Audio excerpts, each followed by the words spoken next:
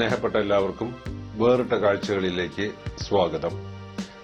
ഒരുപാട് കുരുടൻ വിശ്വാസങ്ങളുടെ അസംബന്ധ സൃഷ്ടിയായി കഴിഞ്ഞിട്ടുണ്ട് വർത്തമാന കേരളീയ ജീവിതം. സാമൂഹ്യപരമായ ഇടപെടലുകളിൽ, സാമ്പത്തിക രാഷ്ട്രീയ കാഴ്ചപ്പാടുകളിൽ, സാംസ്കാരിക വിചാരങ്ങളിൽ, വിദ്യാഭ്യാസ സങ്കല്പങ്ങളിൽ ഒക്കെ മതസന്നിഭമായ വിശ്വാസാന്ധതയാണ് ഇന്ന് അധീശത്വം പുലർത്തുന്നത്. 19ാം നൂറ്റാണ്ടിന്റെ അന്ത്യദശകങ്ങളിൽ ആരംഭിക്കുകയും മലയാളിയുടെ ലോകാവബോധത്തെ പുതുക്കിപ്പണിയുകയും ചെയ്ത നവോത്ഥാന ആശയങ്ങളുടെ മൂലകങ്ങൾ ഇന്ന് പുനരുദ്ധാനത്തിന്റെ മാരക സംയുക്തമായി പരിണമിച്ചു കഴിഞ്ഞിരിക്കുന്നു. എല്ലാറ്റിനെയും സംശയിക്കുകയും ചോദ്യം ചെയ്യുകയും അന്വേഷിക്കുകയും പരിശോധിക്കുകയും ചെയ്തിരുന്ന മലയാളിയുടെ പ്രബുദ്ധ യുക്തി പൊള്ളയായ സമ്മതിയുടെയും വികാരപരമായ ഒത്തുതീർപ്പുകളുടെയും നഗ്നമായ കീഴടങ്ങലിന്റെയും പ്രയോജനവാദത്തിന് വഴിമാറുകയും ചെയ്തിരിക്കുന്നു. പിന്മടക്കത്തിന്റെ ഈ നിശബ്ദ രാത്രിയിൽ യുക്തിയുടെ തീപ്പന്തമുയർത്തി വ്യക്തി സമൂഹ ജീവിതത്തിലെ സമസ്ത മണ്ഡലങ്ങളെയും പരിശോധിക്കാനും പൊയ് വിശ്വാസങ്ങളെ തിരസ്കരിക്കാനും സുമനൻ നടത്തുന്ന ഏകാന്തമായ ജാഗ്രതാ വിപ്ലവം അപൂർവമായ ഒരു പ്രതിമാതൃകയാകുന്നു. കോടതികളിലൂടെ, പത്രാധിപർക്കുള്ള കത്തുകളിലൂടെ, കാർട്ടൂൺ പോസ്റ്ററുകളിലൂടെ, പ്രഭാഷണങ്ങളിലൂടെ, ലേഖനങ്ങളിലൂടെ, കവിതയിലൂടെയൊക്കെ സാമൂഹ്യ രാഷ്ട്രീയ സാംസ്കാരിക പരിസരങ്ങളെ ചൂഴുന്ന അയുക്തിക ധാരണകളെയും ആൾക്കൂട്ടത്തിന്റെ മിഥ്യാടനങ്ങളെയും ഇദ്ദേഹം ചോദ്യം ചെയ്തുകൊണ്ടേയിരിക്കുന്നു. ആലപ്പുഴ കളർക്കോട് റിട്ടയേർഡ് ചിത്രകലാധ്യാപകൻ സുമനന്റെ വൈവിധ്യമാർന്ന യുക്തിയധിഷ്ഠിത യുദ്ധങ്ങൾ വേറിട്ട കാഴ്ചകളുടെ ഈ അധ്യായം അനാവരണം ചെയ്യുന്നു. ഉച്ചഭാഷിണി നിരോധനം പോലെയുള്ള ഒട്ടേറെ കോടതി വിധികളിലേക്ക് നയിച്ച പൊതുതാൽപര്യ ഹരിജികൾ ഉദ്ഭവിച്ചത് സുമനന്റെ വൈയക്തിക യുക്തിയിൽ നിന്നുമാണത്രേ. പ്രധാനമായിട്ട് ഞാൻ നടത്തിയിരിക്കുന്ന വെല്ലുവിളികൾ എല്ലാം തന്നെ അന്ധവിശ്വാസ നിർമ്മാർജ്ജനത്തിനും സാമൂഹ്യ ചൂഷണത്തിനുമെതിരായിട്ടുള്ള വെല്ലുവിളികളാണ്. ഉദാഹരണമായിട്ട് പ്രകൃത്യാതീതമായ ശക്തിവിശേഷവും അത്ഭുത സിദ്ധിയും ദൈവിക ശക്തിയും ഉണ്ടെന്ന് അവകാശപ്പെടുന്ന സിദ്ധന്മാർ, മനുഷ്യദൈവങ്ങൾ, മാന്ത്രിക ശ്രേഷ്ഠന്മാർ, ജ്യോതിഷ പണ്ഡിതന്മാർ, ഇവരെയെല്ലാം ഞാൻ 50 ലക്ഷം രൂപയുടെ വെല്ലുവിളി നടത്തിയിട്ടുണ്ട്. ഒരുപാട് പേര് ആകാശത്തിന്റെ മുകളിൽ നടക്കുന്നു, വെള്ളത്തിന്റെ മുകളിൽ നടക്കുന്നുണ്ട്, അങ്ങനെ അത്ഭുതം കൊണ്ട് ആകാശത്തുനിന്ന് ഭസ്മം കൊടുത്ത് രോഗം മാറ്റുന്നുണ്ട്, ജീവൻ നൽകുന്നുണ്ടെന്നൊക്കെ പറയുന്നതല്ലാതെ ഇന്നേ വരെ തെളിവ് ഹാജരാക്കാൻ ആരും തയ്യാറാകുന്നില്ല.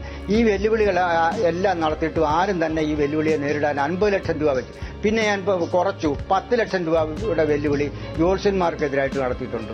അവരും ശ്ലോകം ചെല്ലുന്നതല്ല, വെല്ലുവിളിയെ നേരിടാൻ തയ്യാറില്ല.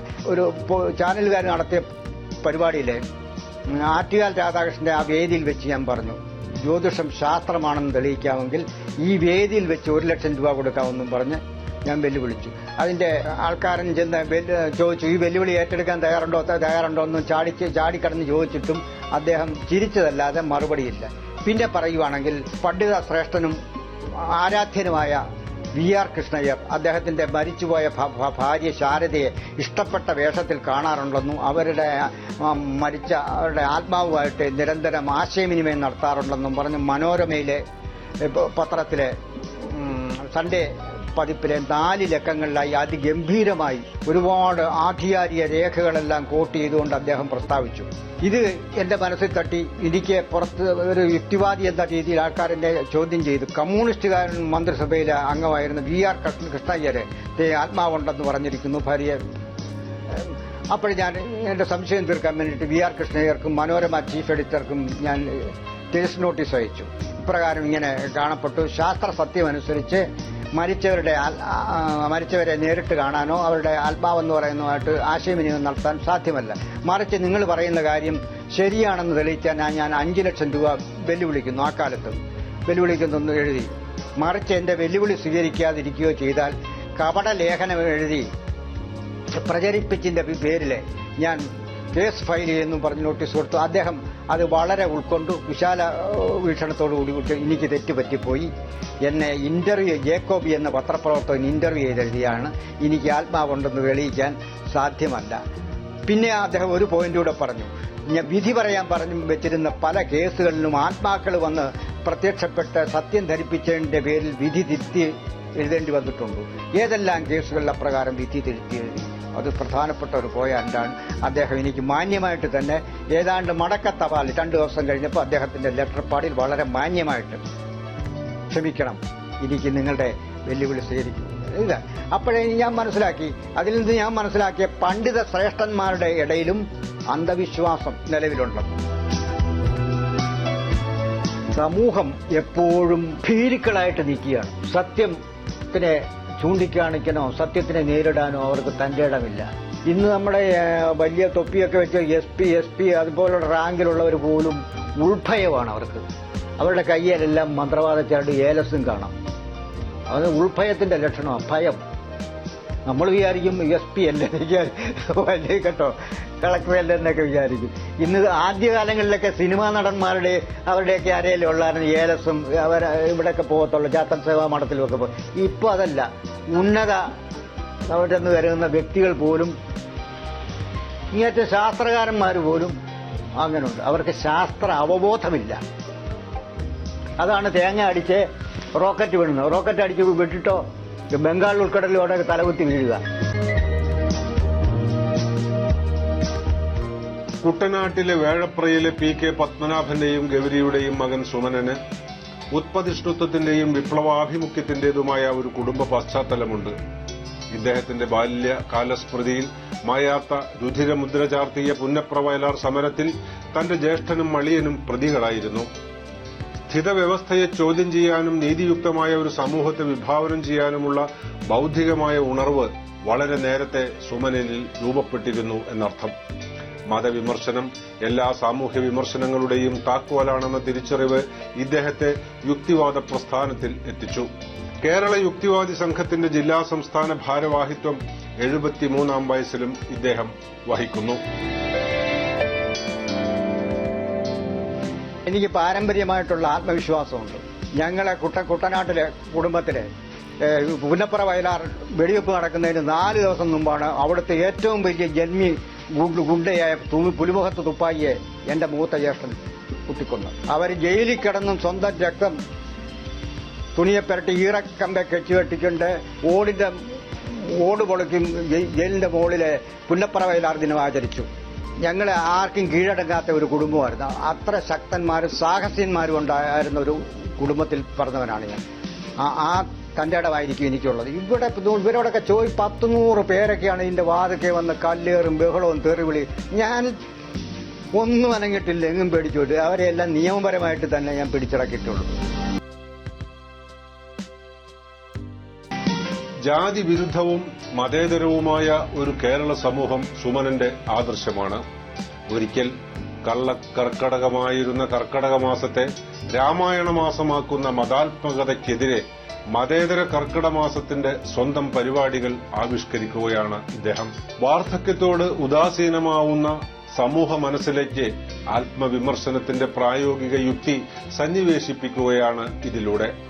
വ്യക്തിജീവിതത്തിലും പൊതുജീവിതത്തിലും ആദർശപരമായ ഒരു വിട്ടുവീഴ്ചയും സുമനൻ സ്വയം അനുവദിക്കുന്നില്ല. ഞാൻ കഴിഞ്ഞ 15 വർഷമായിട്ട് നടത്തിക്കൊണ്ടിരിക്കുന്നതാണ് കർക്കിടമാസ ചായ സൽക്കാരം. ഇതിന് കർക്കിടമാസ മതേതര ചായ സൽക്കാരം എന്ന് പേരിട്ടിരിക്കുന്നത് ആരും തെറ്റിദ്ധരിക്കാൻ ശ്രീരാമന്റെ പേരിലോ മറ്റ് ആരുടെയും പേരിൽ നടത്തുന്നതല്ല. ഞാൻ നടത്തുന്ന അത് മറ്റുള്ളവർ മരിച്ചവർക്ക് വേണ്ടിയിട്ട് ക്ഷേത്രങ്ങളിലും മറ്റുള്ള സ്ഥാപനങ്ങളിലും ദേവാലയങ്ങളിലും ഒക്കെ നടത്തുന്നു.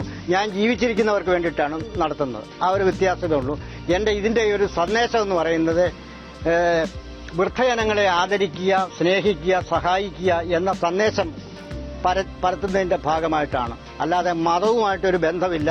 അതിനു വേണ്ടിയിട്ടാണ് മതേതര ചായ സൽക്കാരം എന്ന പേരിട്ടിരിക്കുന്നത്. ഏത് മതത്തിൽപ്പെട്ടവർക്ക് കഴിക്കാം, പക്ഷെ മരിച്ചവർക്ക് മാത്രം കൊടുക്കരുതെന്ന് മനേരോട് പറഞ്ഞിട്ടുണ്ട്. മക്കളുടെ വിവാഹമൊക്കെ സ്പെഷ്യൽ മാരേജ് ആക്ട് അനുസരിച്ച് യാതൊരു മതപരമായ ചടങ്ങോ കൊട്ടും കൊരവയോ താലിയോ വട്ടം ചുറ്റലോ ഒന്നുമില്ലാത്ത രീതിയിലായിരുന്നു. വീട്ടുകാരെ സമ്മതിച്ചു. അവർക്കെല്ലാം താല്പര്യമാണ്. പക്ഷേ ഈ ഇമ്മാതി എന്റെ ഈ സാമൂഹ്യ പോരാട്ടത്തിൽ പുള്ളിക്കാർക്ക് ഭയം കൊണ്ട് എന്റെ കൂടെ നിൽക്കുന്നില്ലെന്നേ ഉള്ളൂ. ഭയം കൊണ്ടാണ്. വീട്ടിൽ വേണ്ടപ്പെട്ട കാര്യങ്ങൾ യാതൊന്നും അന്വേഷിക്കും. ഇത് മാത്രം കഴിഞ്ഞിട്ട് അല്ലെങ്കിൽ കല്യാണം കഴിക്കുമായിരുന്നു. വീട്ടിലെ കാര്യങ്ങൾ അന്വേഷിക്കുന്നത്. ഇത് രണ്ടും നടക്കുക, ഒരെണ്ണം മാത്രം ഇങ്ങനെ നടക്കും. അനീതി എവിടെ കണ്ടാലും സ്ഥലകാല ഭേദമന്യേ സമുദായമോ മറ്റോ ഒന്നും നോക്കാതെ ഏത് കാര്യത്തിനും അനീതി കണ്ടേ പുള്ളി പ്രതികരിക്കും. അല്ലാതെ മറ്റു വിധത്തിലുള്ള ഒരു ദോഷക്കാരനായിട്ട് എനിക്കിന്നുവരെ അനുഭവപ്പെട്ടൊരു അറിവുമില്ല. സാധാരണക്കാരന്റെ തൊഴിലാളി വർഗത്തിന്റെ കഷ്ടപ്പെടുന്നവന്റെ ഒരു സ്വകാര്യ അഹങ്കാരമാണ് സുമനൻ സാർ എന്ന് പറയുന്നതിനകത്ത് എനിക്ക് അഭിമാനമുണ്ട്. പെയിന്റിംഗിൽ ഡിപ്ലോമ നേടിയ സുമനൻ ചിത്രകലാധ്യാപകനായി ദീർഘകാല സേവനത്തിന് ശേഷം 1995 പുന്നപ്ര ഗവൺമെന്റ് ഹൈസ്കൂളിൽ നിന്നും വിരമിച്ചു. ചിത്രകലാ പരിഷത്തിന്റെ ജില്ലാ സെക്രട്ടറിയായി നിരവധി പെയിന്റിംഗ് എക്സിബിഷനുകൾ നടത്തിയിട്ടുണ്ട്. സമകാലീന സംഭവ വികാസങ്ങളോടുള്ള ഒരു സ്വതന്ത്ര ചിന്തകന്റെ പ്രതിസ്പന്ദങ്ങളാണ് സുമനന്റെ പത്രക്കത്തുകളും കാർട്ടൂണുകളും. ഇവയൊക്കെ ചെറുതല്ലാത്ത കോളിളക്കങ്ങളും സൃഷ്ടിച്ചിട്ടുണ്ട്. ചിത്രകലയ്ക്ക് അർഹിക്കുന്ന ഒരു പ്രോത്സാഹനം കിട്ടുന്നില്ല. അതുകൊണ്ട് ഞാൻ ചിത്രകലാ പരിഷത്തിന്റെ ജില്ലാ സെക്രട്ടറിയും കൂടാണ്. അപ്പം ചിത്രകാരന്മാരുടെ കൂട്ടായി ചേർന്ന് ഒരുപാട് പ്രദർശനം ഇപ്പം ഈയിടെയായിട്ട് സംഘടിപ്പിക്കുന്നുണ്ട്. ഈ കളർ ഫോട്ടോഗ്രാഫിയുടെ വരവോടുകൂടി എണ്ണച്ചായ ചിത്രങ്ങളും ഇങ്ങനെ ക്ലാസിക്കൽ ചിത്രങ്ങളും എഴുതി ജീവിച്ചിരുന്നവർക്ക് തൊഴിലില്ലാതായി. പിന്നെ കമ്പ്യൂട്ടറിന്റെ വരവോടുകൂടി ഈ കൊമേഴ്ഷ്യൽ ചിത്രകാരന്മാർ ബോർഡും ബാനറും ഒക്കെ എഴുതി ജീവിച്ചിരുന്ന അവർക്കും തൊഴിലില്ലാതായി. അപ്പോഴേ പണ്ട് ഈ ചിത്രകലയെ നിലനിർത്തിയിരുന്നത് രാജകൊട്ടാരങ്ങളിലും പ്രഭുകുടുംബങ്ങളിലും ദേവാലയങ്ങളിലുമാണ്.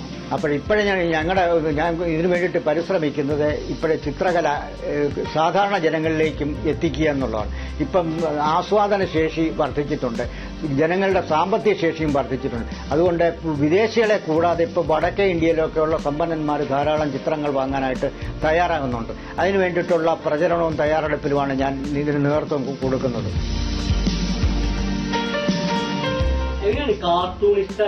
കാർട്ടൂണിസ്റ്റ് മാറിയത് പെട്ടെന്ന് ആശയങ്ങൾ എത്തിക്കാൻ, അക്ഷരങ്ങൾക്ക് കഴിയാത്ത ശക്തിയിൽ പെട്ടെന്ന് പ്രതികരിക്കാനും പെട്ടെന്ന് ആകർഷിക്കാൻ.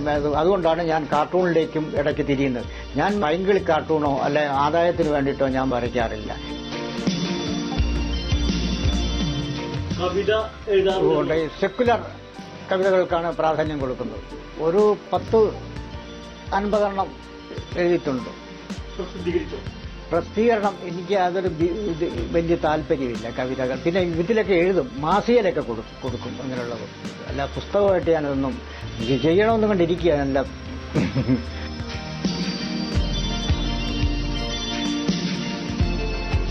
ദൈവമടക്കം ഭൗതികാതീതമായ ഒരു പ്രതിഭാസത്തിലും വിശ്വസിക്കുന്നില്ല സുമനൻ.